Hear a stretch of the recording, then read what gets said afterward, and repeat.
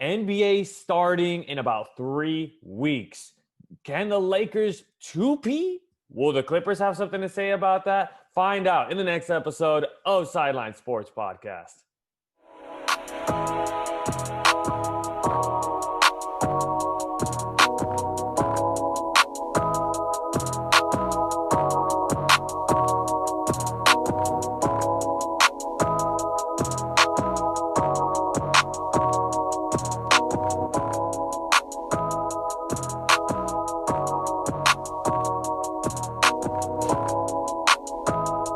Welcome to Sideline Sports Podcast. If you're not on the sideline, it's not Sideline Sports Podcast. And we have the holiday seasons here for all of you guys. Hope you guys had a great Thanksgiving weekend. And of course, the Sideline Sports Podcast crew, always hoping that you guys have a good one. I'm the host, Alex Naveca, where if you're not on the sideline, it's not Sideline Sports Podcast, the source of all of your SoCal sports news. And of course, with me today, none other than the Laker man himself from HoopBall Lakers Podcast, JC De Leon. JC, always a pleasure of having you on, man. How was Thanksgiving? How you doing? And how are you still enjoying the Lakers championship? Yeah, Thanksgiving was good. Yeah, still riding high off of that Lakers championship. I apologize for wearing a Miami Heat shirt, but I have gear from most NBA teams, so that's just kind of how I roll. But yeah, no, October 22nd was when they won the championship, and now here December 22nd, the season starts, and so.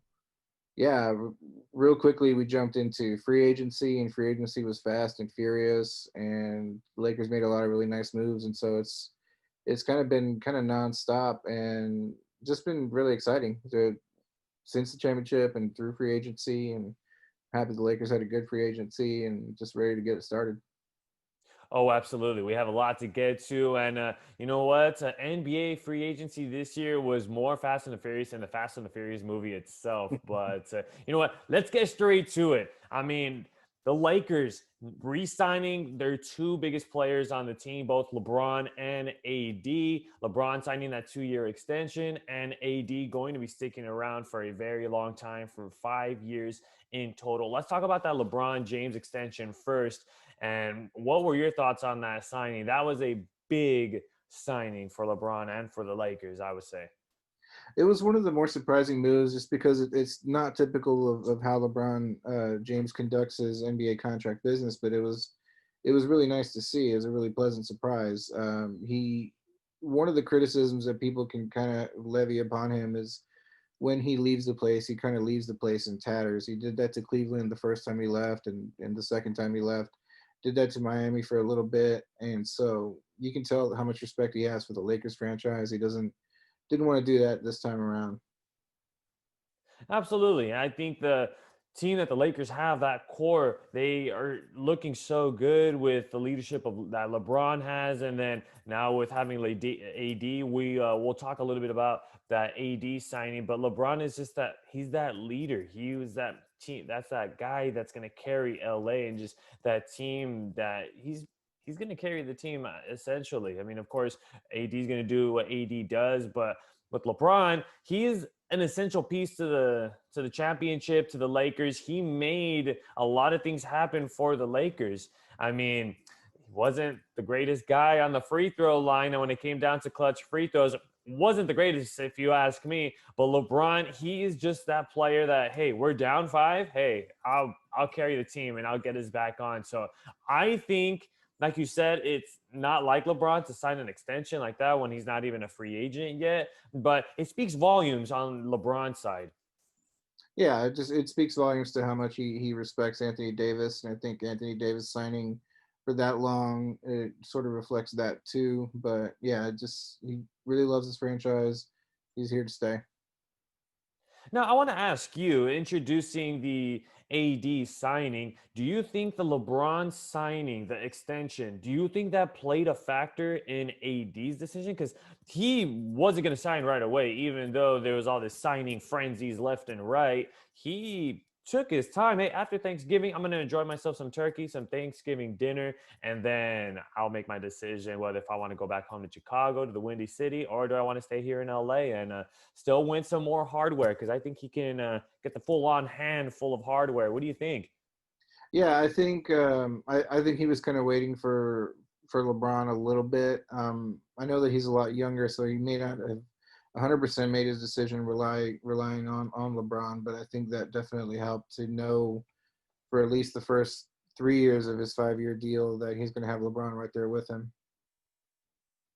And as we talk about this AD deal, what were your thoughts on the AD signing? It's really great. I think they've solidified their core for the next 5 years, and so that's going to be really great. They now have their number, and so they can sort of build their salary cap for the next 5 years, and they can plan for future free agencies. Like, I know the elephant in the room. A lot of people think Giannis is a possibility, and I'm not quite ready for that conversation yet. But I think down the road, there are other free agencies that are more possible and more likely. Like Trae Young, once his deal is up, he's somebody who really likes. Kobe was his favorite player. Guys like Luka. Luka will be a free agent at one point. I'm sure the Lakers will want him and go after him. And so, yeah, they've sort of made their plan and sort of given themselves room to go after another free agent post LeBron, but while AD is still there. And you have him for 5 years. Now, here, I'm going to ask you a pretty big question. I'll put you on the spot. You've got a lot of bigs throughout the Lakers franchise. You had Magic and Kareem. You had Kobe and Shaq. And now you have LeBron and AD. Do you think that this dynamic duo will go down as a big dynamic duo in Lakers history? I think so. I think it's difficult to two-peat and three-peat and things and all that. And so it's kind of ridiculous to say in the next 5 years they'll probably win, all five or maybe four. But I think this duo within the next 5 years is probably good for at least one more championship, maybe two.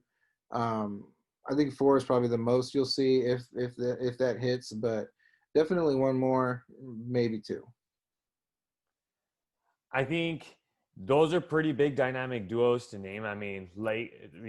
The Lakers have always had that 1-2 punch, and right now, currently standing, of course, no. I say right now, LeBron and AD, they don't fit that category right now. I think they need a lot more time together, and they need to show the hardware. They need to win the hardware and win the championship in order to be in that big list of dynamic duos that the Lakers have. So right now, currently standing, you guys are great. AD and LeBron, you guys make such a great 1-2 punch. Not cutting it just yet. I need to see more time with them together. They look great playing together. I mean, they look in sync, and it looks so good when they play together. But not yet. I need to see more seasons. Yeah, that's fair. It's got to be fair enough right there. But, JC, let's take a quick break. But you know what? When we come back, we'll talk a little bit more about the Lakers signing of a couple of players. I don't want to give out too many names, but definitely Lakers looking rather big. And this season, have a lot of bigs to play with. But if you're not on the sideline, it's not Sideline Sports Podcast, the source of all of your SoCal sports. We'll be right back. What's up, guys? This is Amish Dominguez, NPC Master Physique competitor. You're watching Sideline Sports Podcast. And we're bringing you back the second half of this episode of Sideline Sports Podcast. I'm the host, Alex Naveja, where if you're not on the sideline, it's not Sideline Sports Podcast, the source of all of your SoCal sports news. First half, JC and I were talking about the Lakers re-signing both LeBron and AD. But, of course, it's not just going to be the LeBron and AD show. You also have to rely on a couple of returners that the Lakers had also. They had KCP come back. They had Marquise Morris come back. They also had Quinn Cook come back. A couple of familiar faces that the Lakers brought back. How important was it for the Lakers to bring back these essential pieces? The most important one, I think, was bringing back KCP because he played so well in the bubble. He's one that last season started out kind of slow, and even started out kind of slow in the bubble, and so he's one that kind of takes a good amount of abuse from fans. But I think when it came time for him to really step up, he did, and he proved to be a really efficient shooter and a really great defender. And yeah, he became one of the more important pieces that they had to bring back, especially when they lost out on like Avery Bradley and didn't get guys like Jay Crowder and things like that. KCP was a must.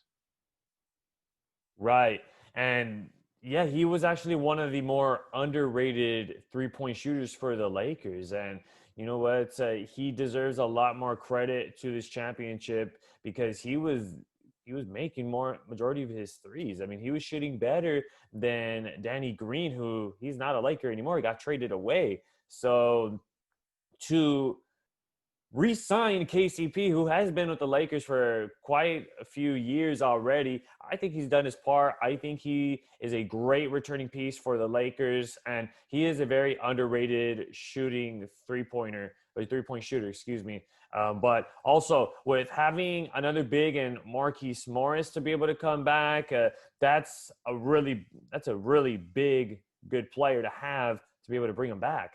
Yeah, that was one of the more surprising ones because him and his brother Marcus, they played together once in Phoenix, and they both played together really well. And they've actually both been on my list of players that I've wanted to see play with LeBron for a long time. And so when Marcus re-signed with the Clippers, it seemed pretty obvious that Markieff would go over to that side, but he, signed a minimum deal and chose to remain with the Lakers. And so, and he stepped up in the bubble really big. We got him off the buyout market last year. Was a big pickup there. I was really happy to see that pickup and really happy to see that he played really well in the bubble. He was a really big piece. It was almost like every time the Lakers would go to the bench, Morris was always that go-to guy for Frank Vogel, and he was such an impact bench player. And I really think that solidified the bench for the Lakers because, yes, it's good to have a solid five on the floor, but at the same time, you've got to have a great bench that if LeBron and AD are going to be sitting out, which was the tactic that Vogel used, if LeBron was on the bench, AD was on the floor, and they would use it vice versa. But you need the core players around them to get the job done too. You can't just rely on your superstars like that, but you needed the players like that, like Morris, like KCP. You needed players like that. But now another player, Wesley Matthews. Now, how important was that signing? That one was really important. As great as the Lakers were defensively as a team last year, one thing they've lacked was that singular, like a Kawhi stopper or like a James Harden stopper, that sort of lockdown defender who, that's his main focus. There are times when, LeBron or AD would take that upon themselves, and either in the finals or in the playoffs, to sort of shut down Dame or Jimmy Butler. But that shouldn't really be their focus because they're the superstars. They got to do everything. And so that signing, to be able to bring a guy like that off the bench, because he'll probably come off the bench, but to have him focus on the other team's superstar and still be a good team defender was a huge signing for them. And of course, the Lakers have always been well known for having those players that can always shut down, not exactly shut down, but maybe put a stop to those superstar players and get down to the nitty gritty. I mean, I always was a firm believer, formerly known as Ron Artest, being that player to stop, and he wasn't afraid to defend anybody, even in his time with the Houston Rockets, how he would defend Kobe and how they would get face to face just like that. And it was nice to see that. It was nice to see players like that. And then when he came in as a Laker, then that's when he started to come in and shut down some pretty big name players in the league and just doing the dirty work. And he wasn't afraid to just swipe the ball from the biggest name in the game. So it's nice for the Lakers to get a piece like that. Now, a couple of new names that the Lakers acquired, just to name a few: Montrezl Harrell, Marc Gasol, just to name a few, to bring them, and also Dennis Schroeder, also a big guard to add to the Lakers roster. Now, all of them big pieces. I don't even know where to start. I talked about it on HoopBall episodes, one of the episodes the past couple of weeks, where this is a big chemistry set. Like they've got a lot of pieces they can put in different places. Schroeder's already talked about how he wants to be a starter, and some people think that might cause a chemistry issue if he's kind of making demands already. I envisioned a starting lineup this season, a defensive-oriented starting lineup of like Caruso and KCP, LeBron, AD, and then now Marc Gasol as the center. That's like good luck scoring on that defensive five. But if Schroeder wants to start, it's not that unreasonable because in that position, there's really only two options, and it's him and Alex Caruso. And to ask Alex Caruso to come off the bench, it's not that unreasonable because it's what he's done his whole career. It's what he's familiar with. If Schroeder is done coming off the bench and really wants to start, I say let him, see how it works out. The only problem with that is he tends to be a ball handling point guard. And so that's going to take away some of the ball handling responsibilities of LeBron, who led the league in assists last year. And so I really like seeing him as the point guard last year. Hopefully Schroeder kind of understands that and LeBron will still be the point guard this year. Right. I just think this is going to have to be LeBron to have to talk to the team and really, create that chemistry with the guys and say, hey, all of us have our responsibilities of what to do with the team. We're here to win. We got to do what we got to do to win. And really just at the end of the day, we got to follow what Frank Vogel says, because he said he has the playbook. He knows exactly what plays are going to run and what they're going to do. Now, we haven't mentioned Montrezl Harrell, former sixth-man player of the year. I think that was a big head-scratching signing. I mean, I didn't see that coming. I mean, definitely he wasn't going to go back with the Clippers with the whole scandal with him and Paul George. But were you shocked to see him sign with the Lakers, or did you already kind of see that?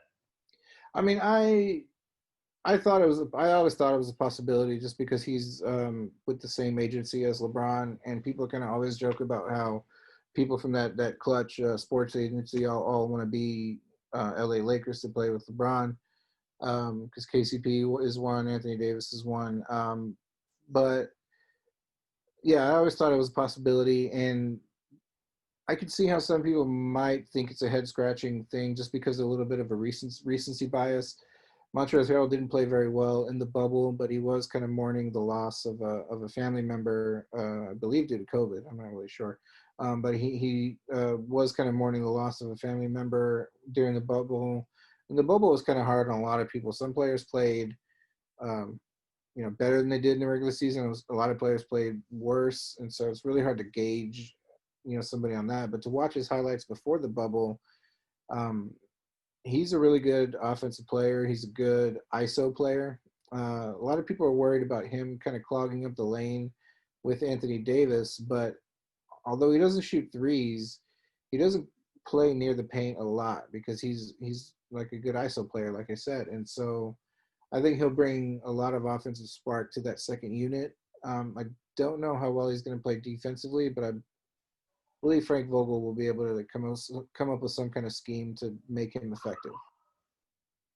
Right. I think Frank Vogel really managed the team pretty well last season. I mean, maybe just a couple of question marks as to some of the players that, weren't getting minutes and such during the playoffs or anything. But now that he has his first year under his belt, I think he's going to do a much better job managing. Just to name a couple of players that the Lakers did lose on, some subtractions, Dwight Howard, along with Rajon Rondo, Avery Bradley, also Danny Green, also being traded away, a couple of subtractions. But now my final question to you, JC, or actually I have two questions. Do you see the Lakers 2-peating with the squad they have? I think it's definitely possible. There were questions about this team coming into last season about how well this team would mesh, and the Clippers. There were teams like the Clippers that sort of had advantages over the Lakers as far as depth. A lot of people thought the Clippers' depth was a lot deeper than the Lakers. I think an advantage like that for the Clippers is gone. I think Houston made some big moves, but I think they're going to be more volatile, and I don't think those moves are going to be as successful with John Wall and DeMarcus Cousins.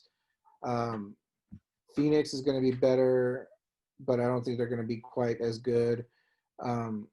Golden State was somebody you were kind of worried about, but now with Klay Thompson unfortunately being out for the season, they're going to be good, but not quite as good.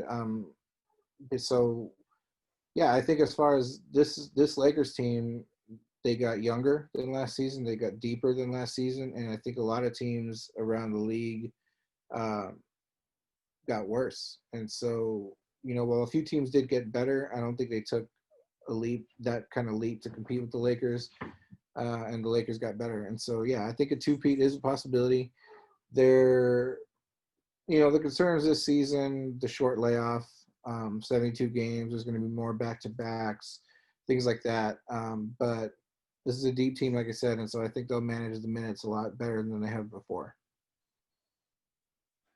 You bring in a lot of good points there, JC. I think the Lakers do have what it takes to 2P this year. They have so many great weapons now, and I think I like this team more than the team last year. I mean, you've got more veterans, you've got more guys that you can really show them how to play basketball with expertise of LeBron and AD. And I really think that they're going to have great chemistry as a team. I think Lakers they've never really been a team to have chemistry issues or anything. And I'm really enjoying this team. But of course, you can't sleep on teams like the Denver Nuggets. I mean, the Nuggets, they're a team that you should never take lightly. You mentioned the Phoenix Suns making some moves, getting CP3. That's a huge veteran move for them. And just having that duo of CP3 and Booker, that's going to be so deadly right there. Those two guards are going to be super fun to watch over there in Phoenix. The Jazz, always a team that you can watch out for, that will be in there in the mix in the Western Conference. And of course, leads me to my next question, the Clippers. Do you see the Clippers really even stopping the Lakers this year? I mean, we clearly saw the Clippers had the Lakers number last year. Lakers only won maybe 1 or 2 games against the Clippers, but for the most part, Clippers had it their way last year. But do you see them even stopping the Lakers? I don't, just because they're still going to be really good because they have Kawhi and Paul George, and they got Serge Ibaka, and I think those three are going to be pretty good. But the depth advantage that they had over the Lakers last season, that depth advantage is gone. Patrick Beverley is still there, but Montrez is now on the Lakers. I think they overpaid for Marcus Morris as a reaction to losing Montrezl Harrell. They lost Michael Green as well, so they lost some big additions that they had last year, and so I think they'll be really good. They might end up taking a game away from the Lakers, especially early in the season, but I wouldn't put too much stock in them in the long run. Well, we're just going to have to wait and see. Game 1 of the regular NBA season will start on December 22nd. 2 months later after the Lakers winning their championship. And that's going to be a fun one. Of course, you could catch that game on TNT. And it's going to be a fun one. Like always, last year, it was a Lakers and Clippers opener. Clippers had their way with it. Lakers were still trying to find themselves, trying to familiarize themselves with each other and trying to, just get accustomed to each other. But at the end of the day, Lakers got it done. Clippers, they will still be in the mix for the Western Conference and definitely be, I still say, a top 5 team. But that's all the time we have left here on Sideline Sports Podcast. We thank you all so much for tuning into this one. If you guys like this episode, give this episode a thumbs up. Also hit the subscribe button down below. This is how we're able to bring guests like JC and guests bigger and bigger just coming onto the show. And of course, the man himself, the co-host of the HoopBall Lakers podcast, JC De Leon. Thank you so much for being on the podcast, as always. No problem, Alex. Thank you for having me. As always, has vital information with the Lakers. I will make sure to put the HoopBall Lakers website down in the description below, and also put JC's social media handles down below so you guys can keep up with everything Lakers HoopBall, also with the Clippers HoopBall. Make sure to stay up to date with those 2 LA teams because it's just starting, folks. Season coming up in 3 weeks. I'm Alex Naveja from Sideline Sports Podcast, signing off. thank you so much for tuning into this one, where if you're not on the sideline, it's not Sideline Sports Podcast, the source of all of your SoCal sports news. Have a good one, everybody, and we'll see you guys in a couple of weeks for the NBA. Catch you next week.